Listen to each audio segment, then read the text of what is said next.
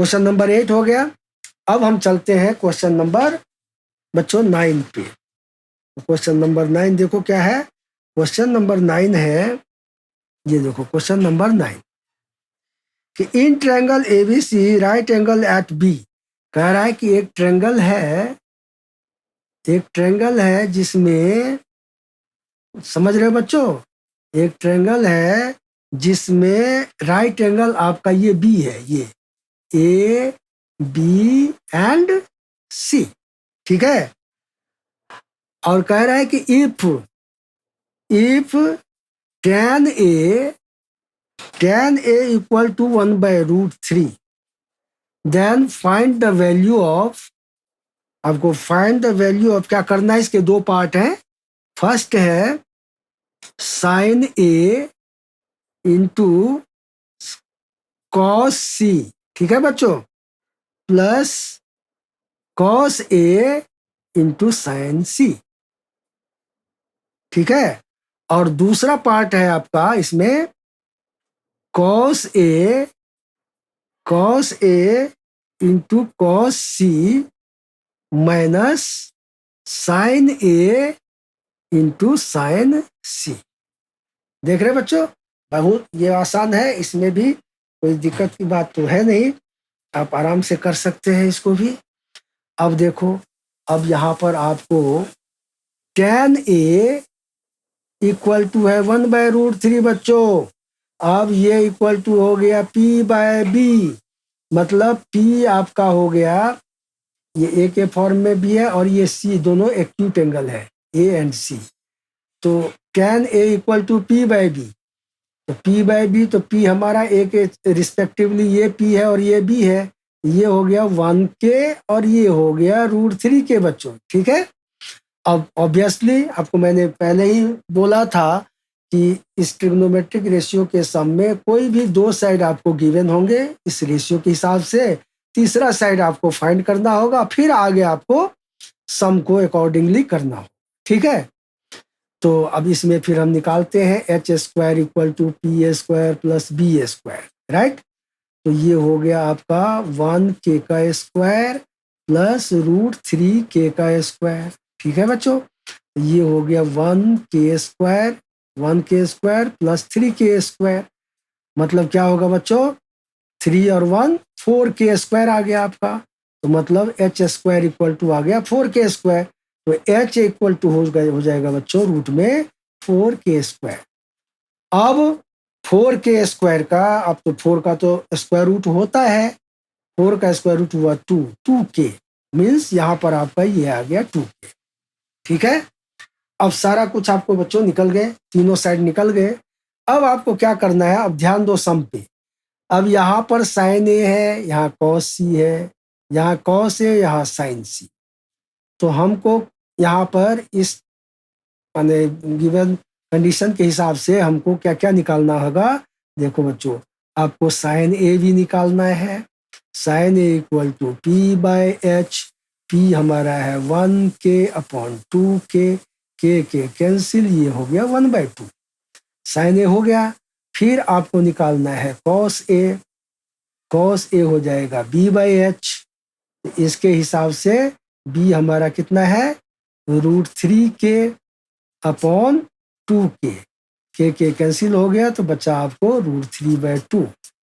फिर आपको निकालना है बच्चों साइन c। अब साइन c फॉर्मूला तो वही p/h लगाएंगे और c के हिसाब से p हो जाएगा ये √3k और h तो वही है 2k, जैसा मैंने बता रखा है आप लोगों को वही होता है, h तो नहीं चेंज होता है, चेंज तो फिक्स होते हैं। ये हो गया, और cos c बराबर b/h, तो इस c के लिए b हमारा 1k हो जाएगा और ये p होगा। मैंने पिछले सम्स में भी आपको बता रखा हूं कि जो भी एंगल होगा रेशियो के साथ, उसके अपोजिट एंगल परपेंडिकुलर होता है और दूसरा बेस होता है, ठीक है। तो cos c equal to b/h, तो c के लिए इस एंगल के लिए b हमारा हो जाएगा ये, इनका p ये है, ये हो जाएगा 1k/2k, के कैंसिल हो गया, ये हो गया 1/2। तो इस तरह से बच्चों आपने चारों टर्म्स निकाल लिए। अब आपको सम पे चलना है।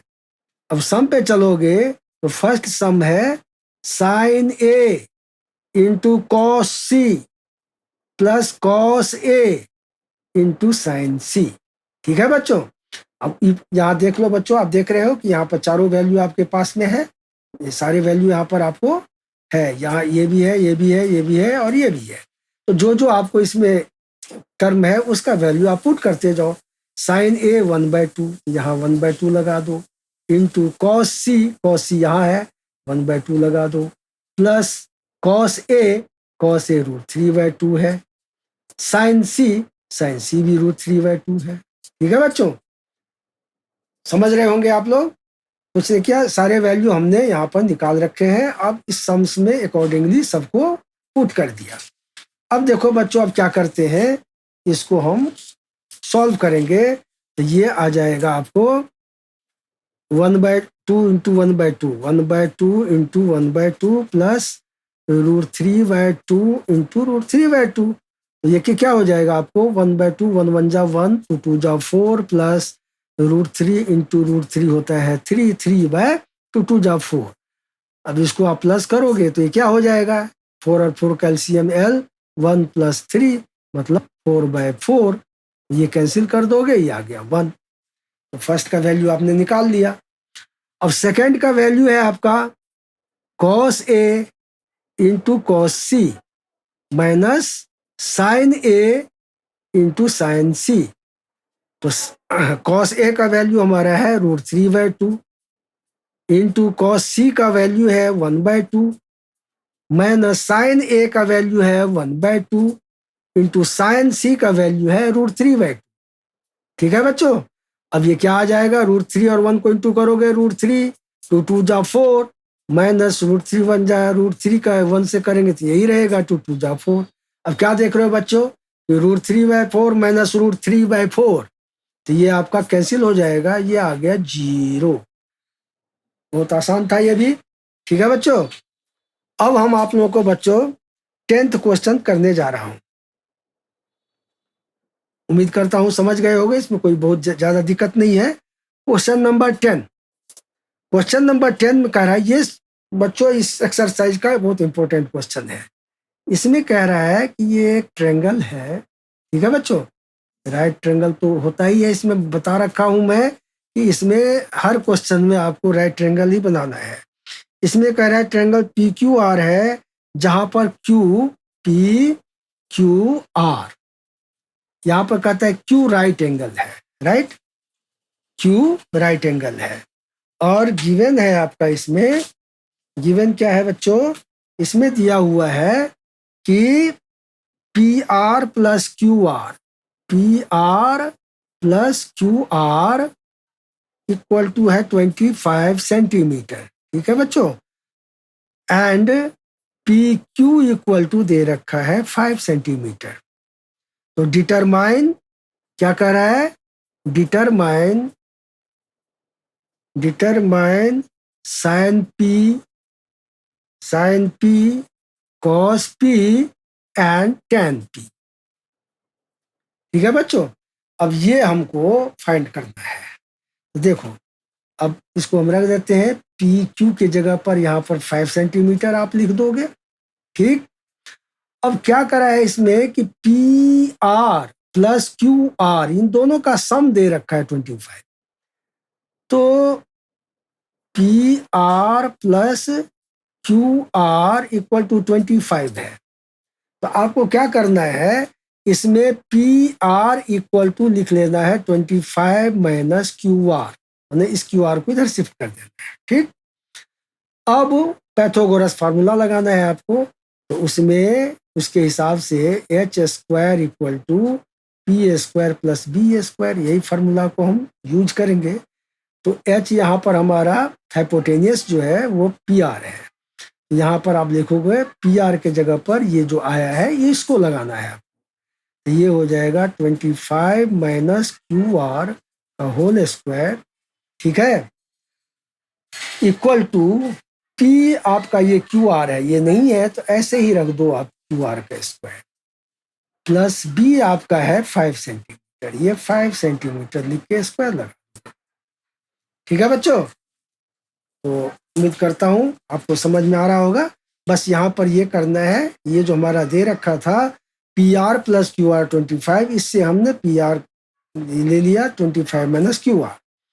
अब इसको यहाँ पर क्या करना है बच्चों जानते हो, यहाँ ए माइनस बी होल स्क्वायर का फॉर्मूला लगा, ठीक है, और यहाँ तो जैसे है सिंपल ऐसे ही रहेगा, ठीक है। तो देखो आप क्या करोगे, इसमें 25 माइनस क्यू आर का होल स्क्वायर है, 25 माइनस क्यू आर का होल स्क्वायर इक्वल टू क्या था इधर आपका, इधर है क्यू आर स्क्वायर प्लस इधर है आपका बच्चों Q R square plus 5 centimetre का स्क्वायर, ठीक। अब यहाँ आपको बच्चों A minus B whole square का आइडेंटिटी लगानी है, उसके हिसाब से क्या होता है ए स्क्वायर माइनस 2ab प्लस बी स्क्वायर, तो उस हिसाब से हो जाएगा ये 25 का square minus 2 into 25 into Q R, right, plus Q R का स्क्वायर, ठीक है बच्चों। इधर है आपका Q R square plus 5 centimetre का स्क्वायर आपका हो जाएगा 25, ठीक। अब ये 25 का स्क्वायर करोगे बच्चों तो ये आ गया आपका 625 माइनस 25 टू जा 50 Q are plus Q R square, ठीक है बच्चों, इक्वल टू आ गया क्यू आर स्क्वायर प्लस 25। अब क्या करेंगे, अब देखो बच्चों इधर क्यू आर स्क्वायर है इक्वल टू के राइट साइड, इधर भी क्यू आर स्क्वायर आ रहा है, ये भी पॉजिटिव ये भी पॉजिटिव, तो इसीलिए ये दोनों तरफ ये कैंसिल हम कर सकते हैं, ठीक है। अगर एक ही तरफ होता है बच्चों तो एक प्लस एक माइनस होना चाहिए, लेकिन इक्वल टू के एक टर्म एक तरफ है, दूसरा माने एलएचएस में है और दूसरा आरएचएस में है, और दोनों का साइन भी सेम है, तो वो ऐसे ही डायरेक्ट आप काट सकते। तो अब ये हो गया बच्चों 625 minus 50 Q R equal to आ गया आपका 25। अब इसको हम इधर शिफ्ट कर लेते हैं, 25 को इधर कर लेते हैं, 625 माइनस 25 इक्वल टू ये माइनस 50 क्यू आर है, ये इधर आएगा तो हो जाएगा 50 क्यू आर, ठीक है बच्चों। अब ये हो गया आपको 600 इक्वल टू 50 क्यू आर। अब हो गया आपका ये 60/50 इक्वल टू क्यू आर, ये काट दोगे ये हो गया 12, तो आपका क्यू आर इक्वल टू आ गया 12 सेंटीमीटर। तो इस तरह से आपको क्यू आर भी मिल गया। तो इसमें देख रहे हो अब हमारा क्यू आर भी मिल गया, तो क्यू आर मिल गया तो हम यहाँ से इसको निकाल लेंगे, पी आर इक्वल टू हो जाएगा हमारा 25 माइनस कितना निकला था ये देखो बच्चों इधर आया था 12 सेंटीमीटर,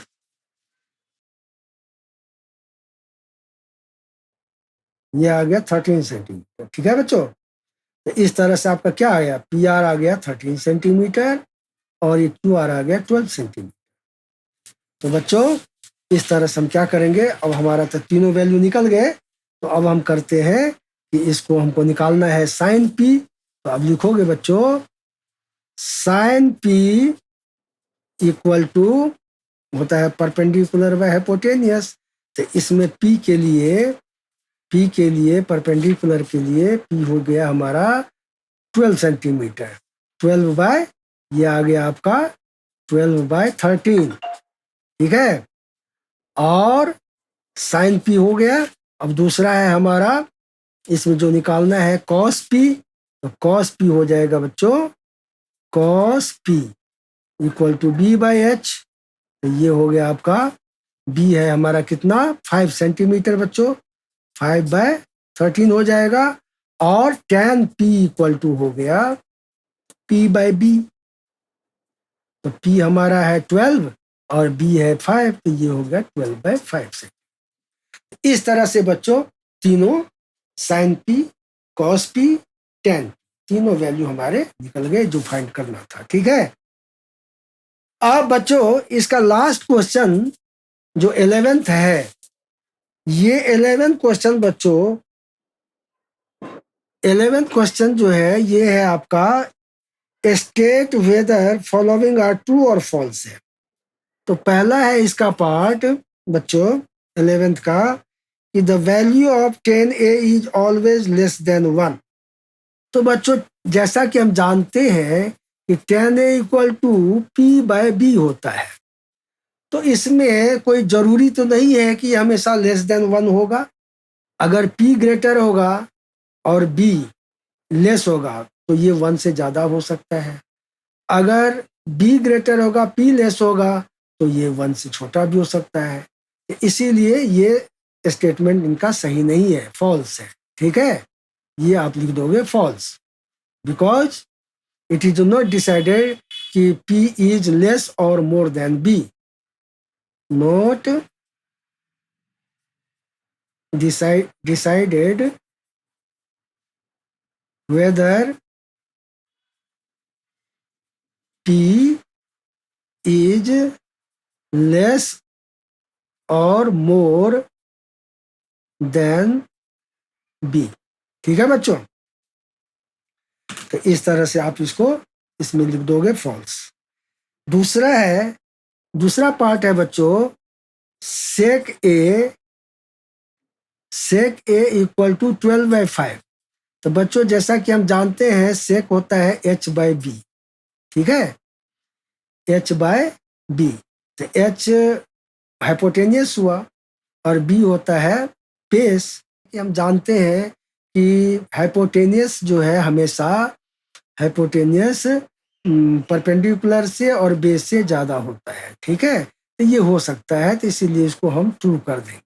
ठीक है, तीसरा क्वेश्चन है cos is abbreviation use for the cosecant और ऑफ एंगल ए। नो बच्चों ये भी फॉल्स है, ये फॉल्स है क्योंकि कॉस जो होता है cos is abbreviation of cosine. ये कोसाइन का ये होता है, समझ गए, एब्रिविएशन। ये कॉस्केंट का नहीं है, इसीलिए ये फॉल्स हो गया आपका। ठीक है, थर्ड हो गया। फोर्थ है cot A is the product of cot and A। ये भी फॉल्स है बच्चों, क्योंकि cot and A not separate meaning, separate terms. ठीक है बच्चों, तो ये cot A is the one term. ठीक है, तो इसलिए ये भी फॉल्स है। इसके बाद है साइन थीटा। फिफ्थ है साइन थीटा इक्वल टू 4/3। तो बच्चों साइन थीटा इक्वल टू होता है p/h। तो ये तो ऐसे ही देखने से आप कह सकते हो कि ये फॉल्स है, क्योंकि p never be less than h। Hypotenuse से p छोटा कभी नहीं हो सकता। ठीक है, p जो है हाइपोटेनियस जो है सो p से कभी छोटा नहीं हो सकता। ठीक है, मतलब p always less than p should be always less than h hypotenuse. p को परपेंडिकुलर को हाइपोटेनियस से हमेशा छोटा होना चाहिए, इसमें बड़ा दिखा रहा है, इसीलिए ये भी फॉल्स है। ठीक है बच्चों, तो इस तरह से बच्चों हमने 8.1 एक्सरसाइज आप लोगों को पूरा कंप्लीट कर दिया हूँ। अब इसको धीरे से रुक के आप देखोगे तो सारे समझ में आएगा। हमने जो इंटरनल इसकी बातें थी, जो इसका रीजन था, वो जिस तरह से जो टेक्निकल बातें थी वो सारा बता दिया हूँ। उम्मीद करता हूँ कि आप लोगों को समझ में आएगा और अच्छे से देखना और इससे आप फायदा उठाना। ठीक है, इससे आपको हेल्प मिलेगी। इस तरह से बच्चों हमने 8.1 एक्सरसाइज फिनिश कर दिया और आप लोग इसको जरूर देखना। अगर कोई आप लोगों को इसमें कुछ प्रॉब्लम लग रहा है या कुछ आप कहना चाहते हो तो आप कमेंट जरूर कीजिए, जिससे कि हम फिर नेक्स्ट वीडियो में या आगे उस चीज़ को ध्यान में रख के वीडियो बनाएंगे। ठीक है बच्चों, थैंक यू वेरी मच।